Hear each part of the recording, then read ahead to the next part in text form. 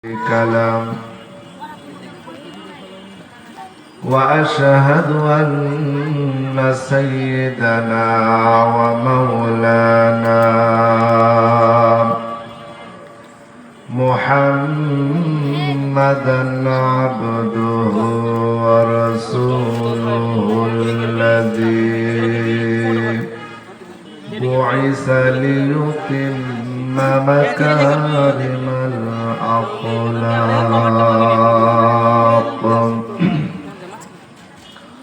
صلى الله عليه وعلى آله وأصحابه الذين هذبوا أهل الآثار والآفاق أما بعد فأعوذ بالله من الشيطان الرجيم بسم الله الرحمن الرحيم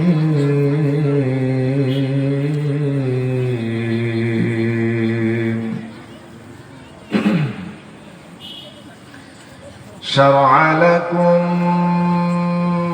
من الدين ما وصى بها نوحا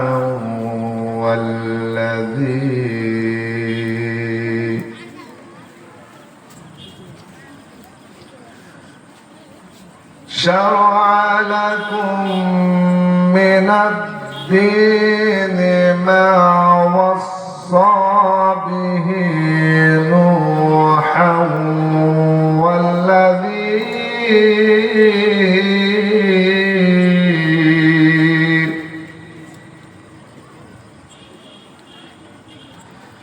والذي أوحينا إليك وقال تعالى إن الله وملائكته يصلون على النبي يا أيها الذين آمنوا صلوا عليه وسلموا تسليما আমরা সকলে দুরূদ ইব্রাহিম পড়ি اللهم صل على محمد وعلى آل محمد كما صليت على إبراهيم وعلى آل إبراهيم إنك حميد مجيد اللهم بارك على محمد وعلى آل محمد كما باركت على إبراهيم وعلى آل إبراهيم إنك حميد مجيد اللهم آمين ربنا ظلمنا أنفسنا وإن لم تغفر لنا وترحمنا لنكونن من الخاسرين اللهم أنت ربي لا إله إلا أنت خلقتني وأنا عبدك وأنا على عهدك ووعدك ما استطعت أعوذ بك من شر ما صنعت أبو لك بنعمتك علي وأبو بذنبي فاغفر لي فإنه لا يغفر الذنوب إلا أنت رب ارحمهما كما ربياني صغيرا সকলে পড়ুন রব্বির হামহুমা কামা রব্বায়ানি صغيرا রব্বুল আলামিন, মাবুদ মাওলা পরওয়ারদিগার আল্লাহ রব্বুল আলামিন, আজকে খোলা মাঠের মধ্যে আল্লাহ, ফাঁকা জমিনের উপরে থেকে আল্লাহ তোমার এই তাফসীরুল কোরআন মাহফিলের মধ্যে বসে ভিক্ষুকের মতো তোমার শাহী দরবারে দুইটি হাত উত্তোলন করেছি। রব্বুল আলামিন, মেহেরবানি করে আপনি চেয়ে দেখুন, সারাটা দিন অক্লান্ত পরিশ্রম করে ক্লান্ত শ্রান্ত শরীর নিয়ে তোমার কোরআন প্রেমিক বান্দার আরামের বিছানাকে হারাম করে আল্লাহ রব্বুল আলামিন মাটির উপরে বসে পড়েছে কোরআনে কারীম শ্রবণ করার জন্য। আল্লাহ মেহেরবানি করে আমাদেরকে আপনি কোরআনের সৈনিক হিসাবে কবুল আর মঞ্জুর করে নিন রব্বুল আলামিন। এই তাফসীরুল কোরআন মাহফিলের আয়োজন যারা করেছেন, যে যেভাবে সহযোগিতা করেছে আল্লাহ, কেউ অর্থ দিয়ে সহযোগিতা করেছে, কেউ বুদ্ধি দিয়ে সহযোগিতা করেছে, কেউ সময় দিয়ে সহযোগিতা করেছে। রব্বুল আলামিন, যে যেভাবে সহযোগিতা করেছে আল্লাহ, কাল কিয়ামতের ময়দানে এই কোরআনের তাফসীর মাহফিল আমাদের নাজাতের জরিয়া ওসিলা হিসাবে আপনি কবুল আর মঞ্জুর করে নিন। সুবহান রাব্বিকা রাব্বিল ইজ্জাতি আম্মা ইয়াসিফুন ওয়া সালামুন আলাল মুরসালিন আলহামদুলিল্লাহি রাব্বিল আলামিন। আলহামদুলিল্লাহ।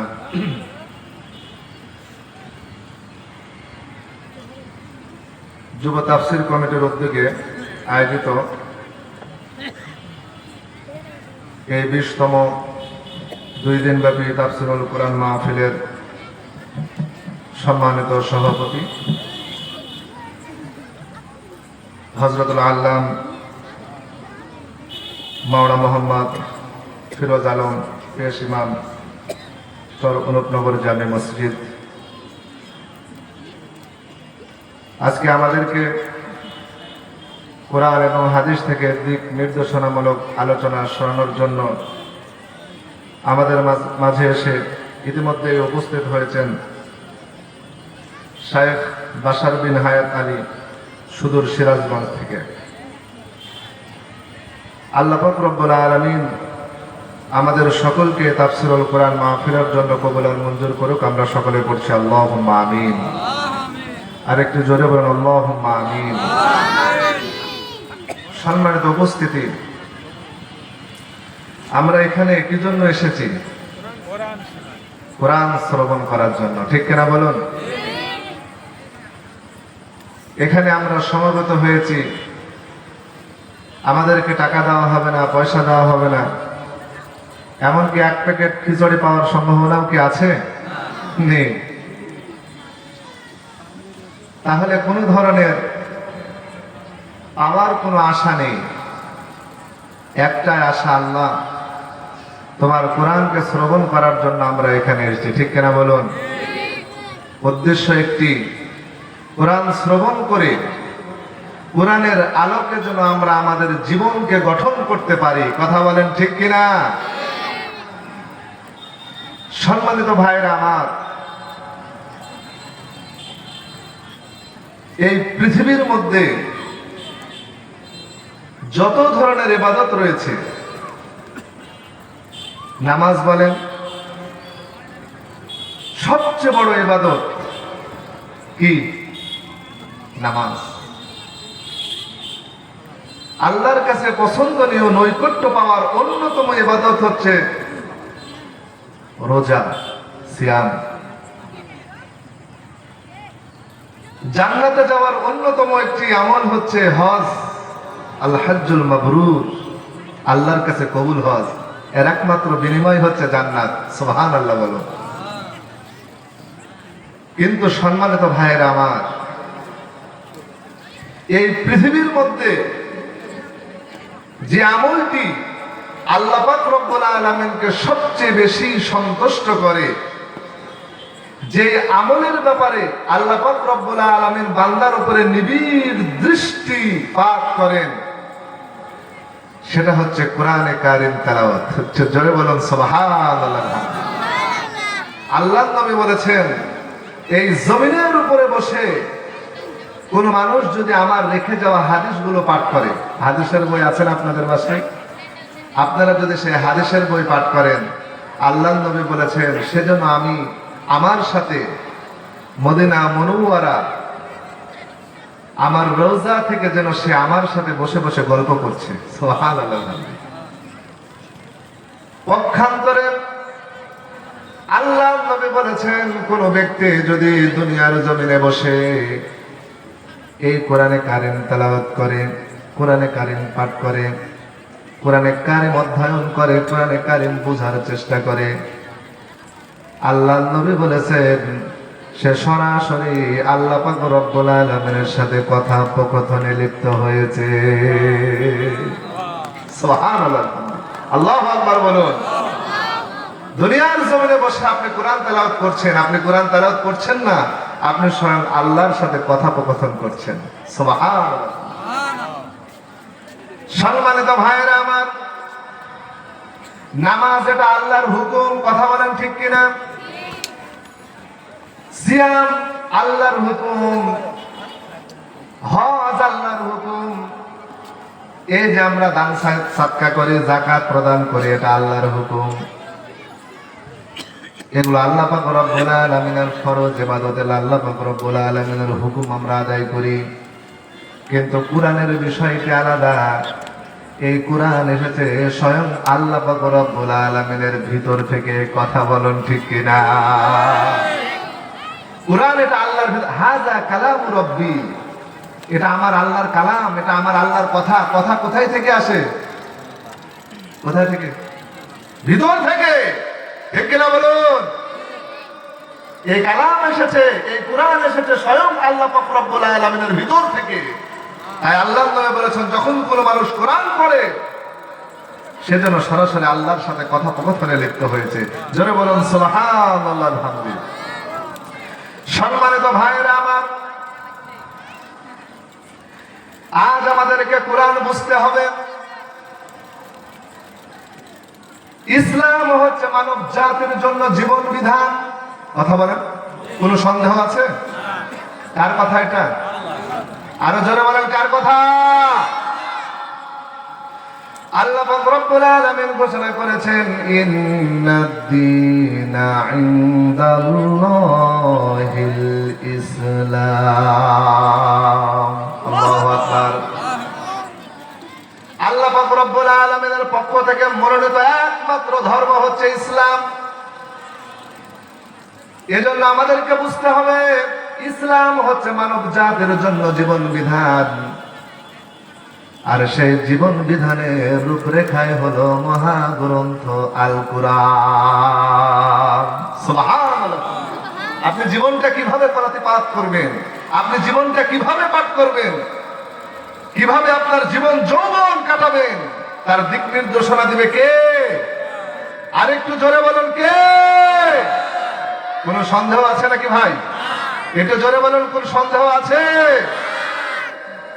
সম্মানিত ভাইরা আমার, বেদুইন থেকে, দূর দেশ থেকে কিছু মানুষ মদিনার মধ্যে প্রবেশ করলেন।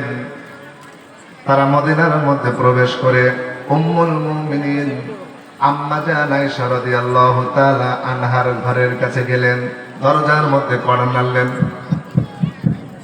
দরজাতে কড়া দিচ্ছেন, নাড়া দিচ্ছেন। উম্মুল মুমিনিন বললেন, কে? তিনারা বললেন, আমরা দূর দেশ থেকে এসেছি, বেদুইন মানুষ, অনেক দূর থেকে এসেছি। কেন এসেছেন? তিনারা বললেন, আমরা জানতে চাই বিশ্ব নবীর চরিত্রটা কেমন ছিল। সুবহানাল্লাহ। আমাদেরকে একটু খোলাসা করে বলেন, আল্লাহর নবীর চরিত্র কেমন ছিল? সম্মানিত ভাইরা আমার, তিনারা মদিনার অন্য কোনো মানুষকে জিজ্ঞাসা করেন নাই, ঠিক কিনা বলেন? মদিনাতে অনেক মানুষ আছে।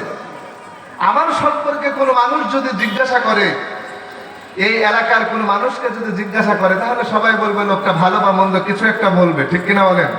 কিন্তু আমার সম্পর্কে বা আপনার সম্পর্কে সবচেয়ে ভালো যে মন্তব্য করতে পারবে, যে বলতে পারবে, সে হলো ঘরের স্ত্রী। একজন মানুষের মধ্যে তিনটা রূপ থাকে। যে রূপ, প্রথম রূপ, যে রূপে আপনাকে, যে চরিত্রে আপনাকে সমাজের মানুষ চিনে। আরেকটা রূপ আপনার আছে, এই রূপ শুধু আপনার নিকটতম আত্মীয় স্বজনরা আপনাকে চিনে। আরেকটা রূপ আপনার আছে, এই রূপটা শুধু আপনি আপনাকে চিনেন, আর কেউ জানে না। ঠিক কিনা বলেন? তাই একজন মানুষ আসলে কেমন, এই কথাটা সবচেয়ে ভালো যে বলতে পারবে, তিনি কে? ঘরের স্ত্রী। তিনি কে? ঘরের স্ত্রী। সবচেয়ে ভালো মন্তব্য করতে পারবে ঘরের স্ত্রী। তাই বেদুইন ব্যক্তিরা অন্য কাউকে জিজ্ঞাসা করেন নাই, সরাসরি চলে গিয়েছেন স্ত্রীর কাছে, উম্মুল মুমিনিনদের কাছে, আল্লাহর নবীর সহধর্মিণীদের কাছে গিয়ে জিজ্ঞাসা করছেন, কেন এসেছেন আপনারা? তেনারা বললেন, আমরা এসেছি আল্লাহর নবীর চরিত্র সম্পর্কে আমরা একটু জানতে চাই। সুবহানাল্লাহ। বলুন। আম্মা জান আয়েশা রাদিয়াল্লাহু তাআলা আনহা তিনাদেরকে বললেন, কেন? আল্লাহর নবীর চরিত্র সম্পর্কে আপনারা কেন আমার কাছে জানতে এসেছেন? আপনাদের বাড়িতে কি কোরআন নেই? সুবহানাল্লাহ। তেনারা বললেন, হ্যাঁ আছে। আপনারা কি কোরআন পড়েন না? হ্যাঁ পড়ি। উম্মুল মুমিনিন আম্মা জান আয়েশা রাদিয়াল্লাহু তাআলা আনহা বললেন, আপনার বাড়ির 30 পারা কোরআন হচ্ছে বিশ্ব নবীর 63 বছরের জীবন। জোরে বলুন সুবহানাল্লাহ। আপনার বাড়িতে যে কোরআন রয়েছে, সেই কোরআনই হলো বিশ্ব নবীর জীবনী, বিশ্ব নবীর চরিত্র। একটু জোরে বলুন সুবহানাল্লাহ। সম্মানিত ভাইরা আমার, এজন্য কোরআন শুধু খতম করার জন্য আসেনি। ঠিক কিনা বলেন? কোরআন এসেছে আপনার আত্মপ্রান্ত শুদ্ধ করে আপনাকে সমাজের বুকে একটি খাঁটি চরিত্রবান মানুষ হিসাবে দণ্ডায়মান করার জন্য। ঠিক কিনা বলুন? আজ আমাদের সমাজে কোরআন খতম করার মানুষের অভাব নাই। প্রত্যেকটা বাড়িতে রমজান মাসে 5 খতম, 10 খতম, 20 খতম কোরআন তেলাওয়াত হচ্ছে, কিন্তু সেই পরিবারের মধ্যে একজন ব্যক্তি কোরআনের একটা আয়াতের উপরে আমল করে নিওয়ালা পাওয়া যাচ্ছে না। ঠিক কিনা বলুন? এজন্য কোরআন খতম করার জন্য নয়, এই কোরআন আল্লাহ দুনিয়ার মধ্যে নাজিল করেছে। এই কোরআন দিয়ে আপনি আপনাকে সংশোধন করতে হবে, পরিবার সংশোধন করতে হবে, সমাজ সংশোধন করতে হবে, রাষ্ট্রকে সংস্কার করতে হবে কোরআনের আলোকে। ঠিক কিনা বলুন? সম্মানিত ভাইরা আমার, এজন্য কোরআন এসেছে। সম্মানিত উপস্থিতি, আল্লাহ পাক রব্বুল আলামিন কেন কোরআন নাযিল করলেন?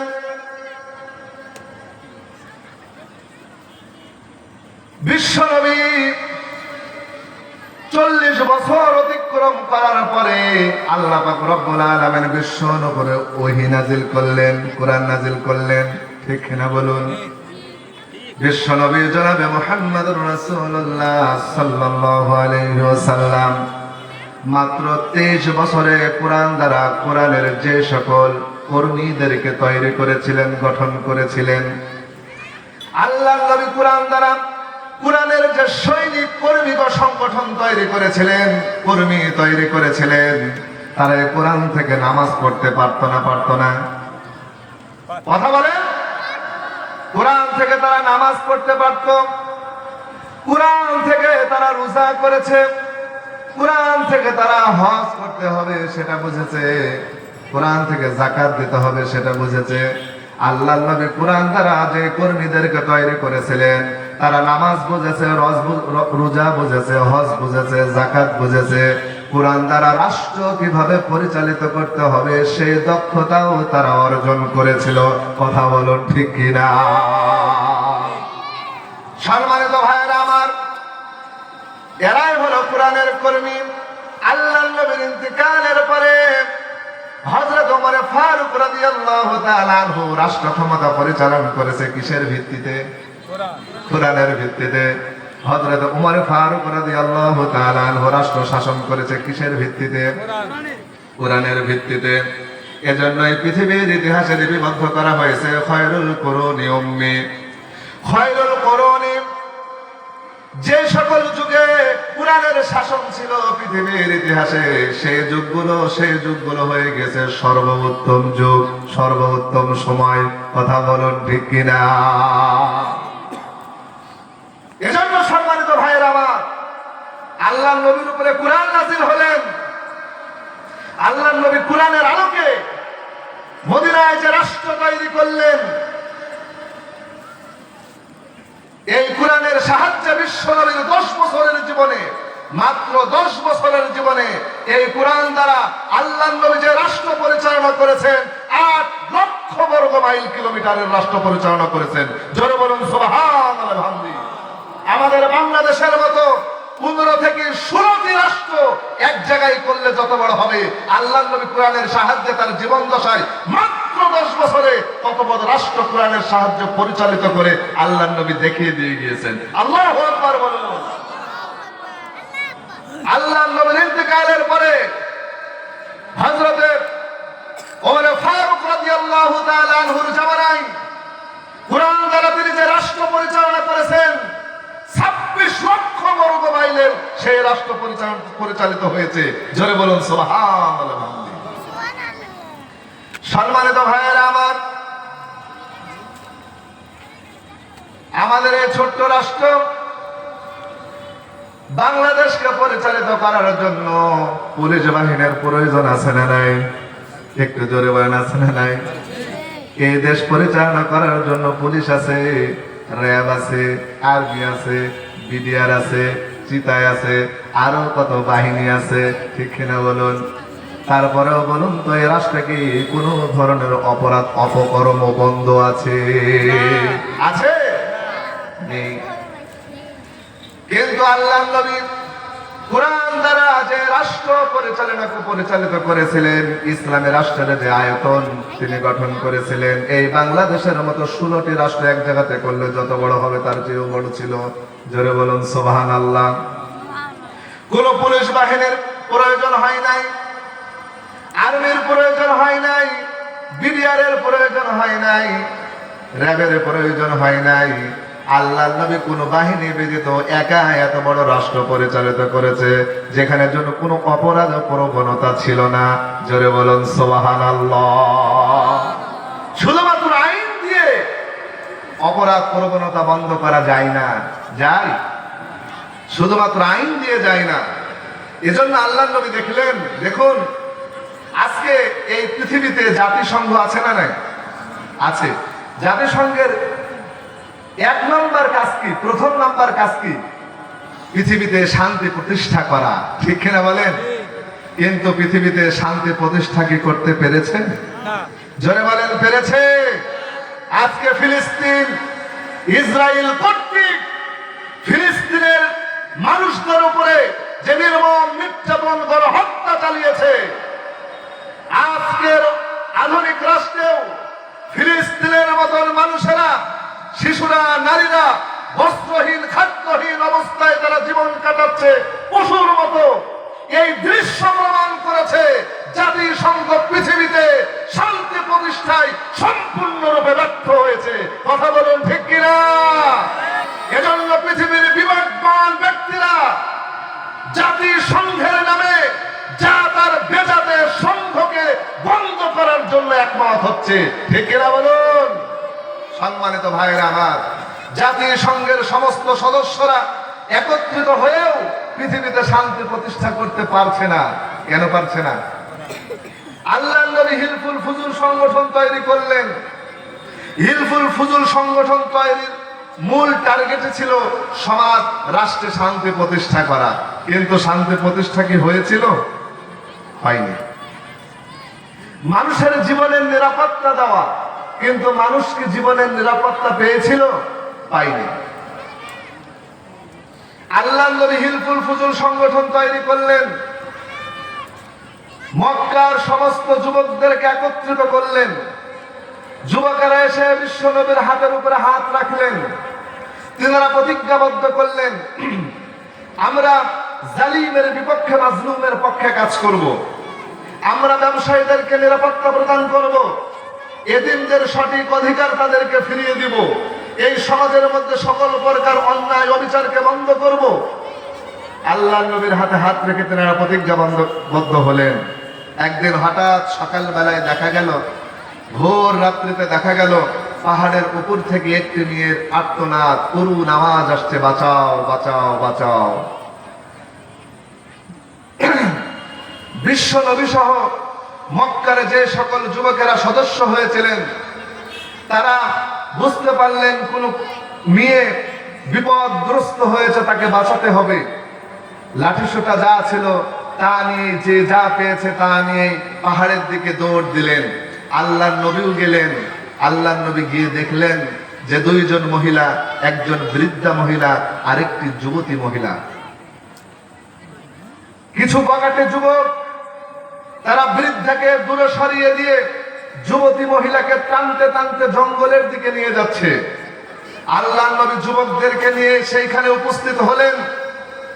আল্লাহর নবীকে দেখে সেই সকল গুন্ডা বাহিনী, বগাটে যুবকেরা মহিলার গলায় ছুরি বাঁধালেন, বাঁধিয়ে বললেন, হে আব্দুল্লাহর ছেলে মুহাম্মদ সাল্লাল্লাহু আলাইহি সাল্লাম, তুমি যদি এখান থেকে চলে যাও তাহলে আমরা এই মেয়ের ইজ্জত নষ্ট করে তাকে ছেড়ে দেব।